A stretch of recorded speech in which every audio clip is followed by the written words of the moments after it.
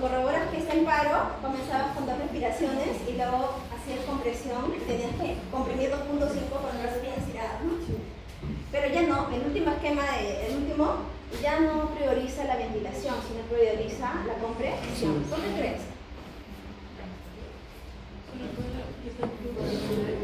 Para que la sangre se mueva. Es lo primero, si es importante que... Porque cuando se para quiere decir que el corazón se detiene, ¿sí o no? No hay sístole y no hay diástole. Entonces el RCP, ¿qué cosa va a hacer? Que tú empujes el ventrículo para que la sangre se mueva. Entonces, si se mueve la sangre, quiere decir que por presión, de otro lado ya se volvió a llenar. Entonces, tu trabajo, tu chamba es hacer la compresión, ¿no? En cirugía no empiezan corte abierto y con la mano, ¿no? Comienzan a... En la emergencia pueden hacer eso, pero en la calle tienes que hacer compresión, ¿no? El RCP lo que busca entonces es que la sangre se mueva, ¿sí? Para que no se vaya a coagular y para poder seguir otorgando lo que quede de oxígeno que le siga llegando al cerebro. Porque el tiempo es oro para el cerebro. El cerebro, más de 1 minuto, 2 minutos, no aguanta, ¿ya? Y estás con secuelas, te recuperan todo a la media hora, pero ya el cerebro no funciona. ¿Ya? Así, ahí va, ¿no? Muy bien, entonces quedó claro ahí. Ahora, a este nivel, ¿qué mecanismos usamos en la microcirculación? ¿De acuerdo a la membrana? Cuando estudiamos mecanismos de intercambio de la membrana, va a ser parecido, ¿no? Ahora, sí, entonces acá sí también tienes que acordar, como esta capilar es de tipo continuo, va a ser bien difícil que sustancias por sí solas pasen. ¿Quiénes van a pasar? Los gases, las sustancias liposolubles, ¿sí? Pero de ahí van a utilizar, por ejemplo, la glucosa, los electrolitos van a utilizar los poros que son delgaditos van a utilizar para pasar. Pero ¿qué otra cosa se va a usar para mover el agua, aparte de la ósmosis? Las presiones que participan en la ecuación de Stirling. Presión hidrostática y presión oncótica, ¿ya? Ahorita vamos a ver.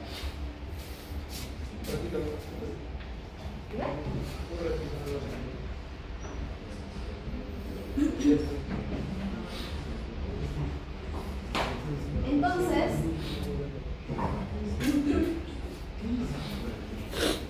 vamos a volver a mencionar, ¿no? En un ratito. ¿Qué es lo que te da ver ese dibujito de acá? Es lo que vamos a ver la próxima clase, ¿no? ¿Qué? Eso de acá, ¿qué significa? ¿Qué estructura es? ¿Qué estructura es? Ahí dice en el dibujo, ¿no? ¿Cómo se llama? Son tímidos, ¿no? Son tímidos. Ya. ¿Qué estructura es esta? Los arteriolos. Muy bien. ¿Y a qué se ve sometida ahí? ¿Quién le está molestando? ¿Quién está influyendo sobre la arteriola? Vasos, dilatadores. ¿Y quién lo está liberando? Los tejidos, ¿no es cierto? Entonces, las arteriolas van a tener receptores para ciertas hormonas que van a utilizar. Ahí vas a tener que acordarte cuando hablábamos de señalización. Endocrina, paracrina, autocrina, ¿no? Si está cerquita será paracrina, ¿no? Entonces, de manera paracrina, ¿de qué forma estimula? De tipo paracrino, ¿no? ¿Sí? Ese es un ejemplo, que lo vamos a ir viendo. ¿Ya? Entonces acá está llegando las arteriolas, las capilares, y formando la arteria. Y ahí te dice qué cosa estudia la hemodinamia, todas las leyes o los mecanismos que determinan el flujo sanguíneo, ¿no? Dentro del sistema mira, dice sistema cardiovascular, ¿no? Cardiovascular. Entonces, ¿las arterias qué hacen? Transportan, ¿no? Transportan y pueden resistir volumen pero con presión. ¿Qué hora es? ¿No quiero que vamos? Ahí está. Muy bien, entonces las arteriolas ¿qué hacen? Son los vasos finales, ¿no? O sea, dentro de toda la jerarquía de lo que es arteria, las más chiquititas se llaman arteriolas. Por eso es que son importantes, porque de ellas van a depender, porque son las últimas que tienen músculo liso, ¿no? De toda la red. Después de ese ya viene el intercambio. Entonces, el intercambio, en final de cuentas, va a depender de la vasoconstricción o vasodilatación de las arteriolas. Por eso es importante las arteriolas, ¿ya? ¿Y son vasos de resist? De resist. ¿Y los capilares qué hacen? Intercambio. ¿Las venas? ¿Las venas qué hacen? Capacitar capacitancia. Muy bien. Retorno venoso, ¿no? Retorno venoso. Y obviamente si te dicen qué tipo de sangre lleva la arteria, ya sabes, ¿no? Dependiendo, ¿no? Porque cuando vas a ver cardio te vas a rayar porque es al revés, ¿no? ¿Sí? Es la única excepción. Entonces en anato siempre la clásica, preguntamos esa, ¿no? ¿Qué tipo? ¿Esa qué es? ¿Pero qué sangre lleva? Ahí te confunde. ¿Sí? Ya, entonces sabes, es la única excepción, ¿ya? Muy bien. Te puse ese dibujito porque generalmente siempre choteamos a una estructura del sistema vascular, ¿no? Que es el sistema linfático. ¿Ya? El sistema linfático contiene linfa, ¿no? Que contiene células de defensa, linfocitos, ¿sí? También lleva proteínas en exceso y también recoge el agua o el líquido en exceso que está llegando del hipocambio, ¿sí? Por eso es importante el sistema linfático a todo nivel. O sea, así como se están formando la unión de los capilares, siempre al costadito va a haber un capilar linfático, ¿sí? Y el capilar linfático va a ir drenando y se va a formar una cisterna a nivel del dedo, que es la cisterna de Pequet, ¿sí? A nivel del dedo, ¿sí? Y te iba subiendo por la columna y al final va a drenar ¿dónde? Va a drenar el conducto torácico, va a drenar en el ángulo yúgulo subclavio, ¿sí? Más o menos acá en el lado izquierdo. Y después esto va a formar la cava, ¿no? Los dos troncos. Así es, los dos troncos brachiocefálicos venosos van a formar la vena cava superior. Finalmente, ¿a dónde va a drenar el sistema linfático? A la aurícula derecha, ¿ya? Va a llegar con el drenaje venoso, por eso es importante, ¿ya? Entonces, mira, acá hemos visto, acuérdate de las diferencias, ¿no?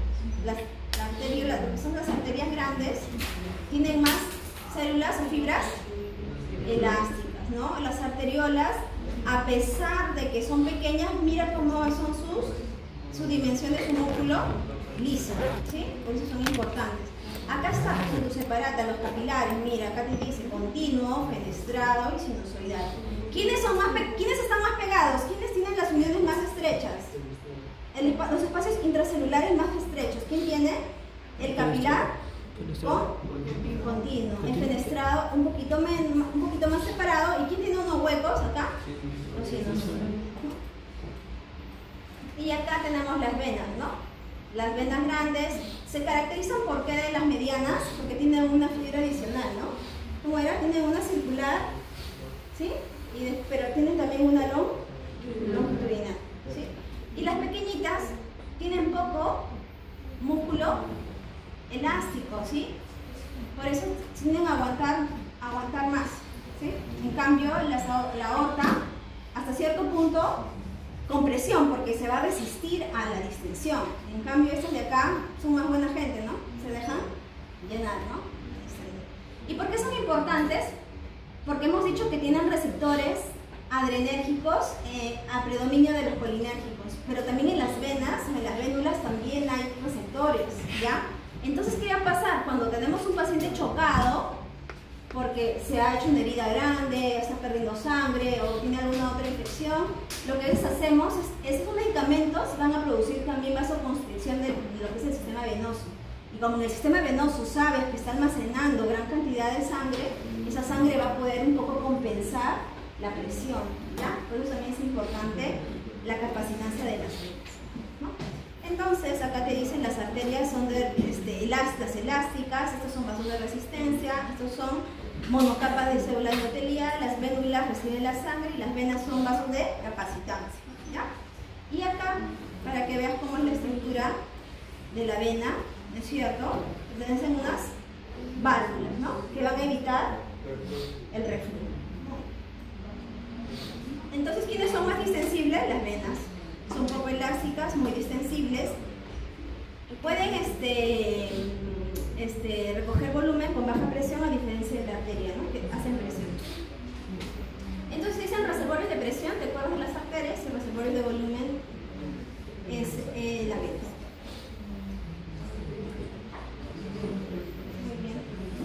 ¿Cuál es el valor del flujo? Hay que acordarnos acá también del flujo. Nosotros en cardio, el flujo del corazón, es decir, la cantidad de volumen que bota el ventrículo izquierdo en cada contracción, si nosotros en un minuto lo sumamos, sale más o menos 5 litros. ¿Sí? Más o menos 5 litros por minuto es lo que bota el corazón. Ese es su flujo, ¿no? Porque es volumen en unidad de tiempo, ¿no? Eso quiere decir que en cada contracción, en un minuto, bota 5 litros. Y con 5 litros quiere decir que yo garantizo que hasta la punta de tu dedo se irrigue. ¿Qué pasaría si sale menos? Por ejemplo, si sale 3 litros. ¿Qué crees que pasa?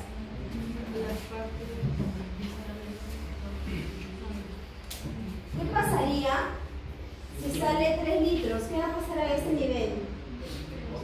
Va a ser insuficiente, va a haber isquemia, ¿no? Hipoperfusión. ¿Qué pasa si hay 7 litros? Hay un exceso de volumen, ¿no? Hay un exceso de volumen que tendrá que ser manejado por todo el sistema que vamos a ver, porque si no se va a ir al intersticio y va a producir edema, ¿sí?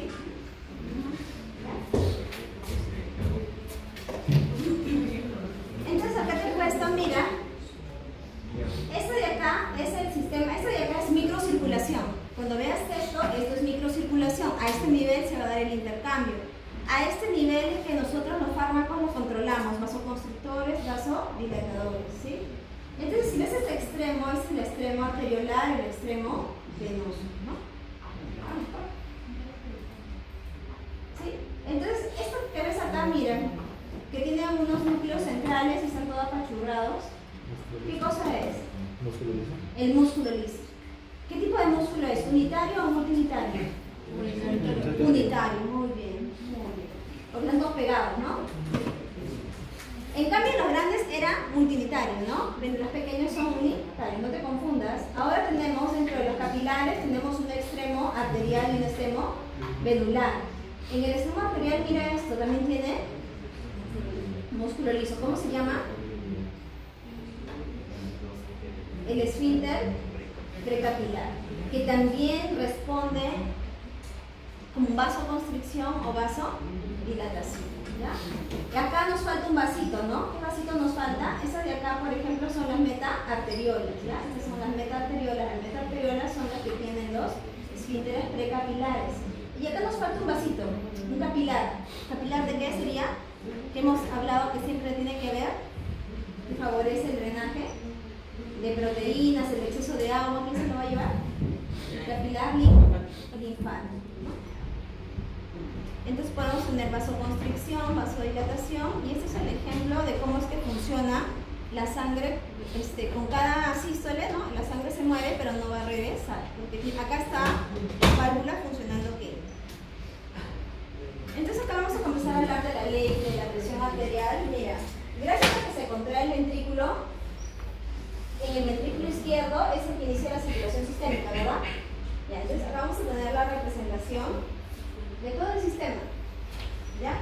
Entonces, ¿con cuánto de fuerza eyecta la sangre el sistema de la circulación sistémica? Va a generar presión, ¿no? Esa fuerza se va a expresar en presión, en milímetros de mercurio. ¿Cuánto va a ser la presión que soporta el ventrículo y la aorta máximo? Va a ser 120 milímetros de mercurio, ¿sí? Y la diastólica va a llegar más o menos a 80. Entonces, acá está. Tenemos el ventrículo izquierdo y de lo máximo comienza a fluctuar, ¿no? El máximo será la presión sistólica y el mínimo será la presión diastólica. Y si tú estás viendo acá, todo este es el camino que va a recorrer la sangre dentro de todo el circuito, ¿sí? Entonces, las presiones en el camino van a ir disminuyendo, pero de aquí a acá hay gradiente, ¿sí? De aquí a acá hay gradiente. Incluso ya a nivel del intercambio, donde se da lo que es el capilar, a nivel capilar, incluso acá irá gradiente, ¿sí?